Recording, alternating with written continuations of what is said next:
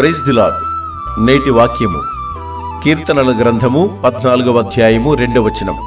వివేకము కలిగి దేవుని వెదకువారు కలరేమో అని యెహోవా ఆకాశము నుండి చూచి నరులను పరిశీలించెను.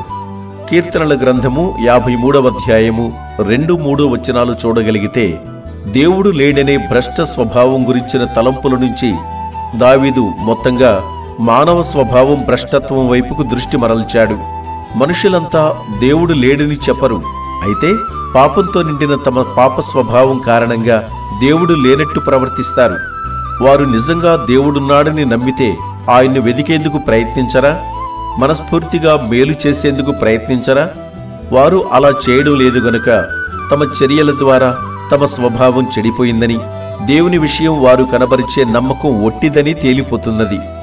ప్రతి వ్యక్తిలోనూ ఉండే భ్రష్ట స్వభావాన్ని, దోషాన్ని చూపించేందుకు పౌలు రోమీలకు రాసిన పత్రిక 3వ అధ్యాయము 9-12 వచనాల ద్వారా ప్రయత్నించాడు. 2వ వచనంలో దావీదు మాటలు చూడండి. యెహోవా పరలోకం నుంచి మనుషుల్ని పరిశీలనగా చూశాడు. దేవుడు అతనికి వెల్లడి చేసినందువల్లనే ఈ విషయం దావీదుకు తెలిసింది. మనుష్యులు తమ అజ్ఞానంలో, అంధకారంలో ఉంటూ తమలో ఏదో శ్రేష్టమైనది ఉందనుకుంటారు. అయితే దేవుడు వారికంటే సూక్ష్మ దృష్టి గలవాడు. ఆయన మనుషులు చూచినట్టు చూడడు. ఈ కీర్తనలో మనుషుల గురించి దేవుడు చూసేది మాత్రమే ఉంది గాని మనుషుల అభిప్రాయం కాదు.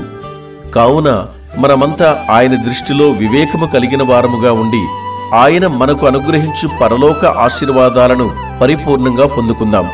ప్రభు యొక్క ఘనమైన నామాన్ని మహిమపరుద్దాం. ఆమేన్.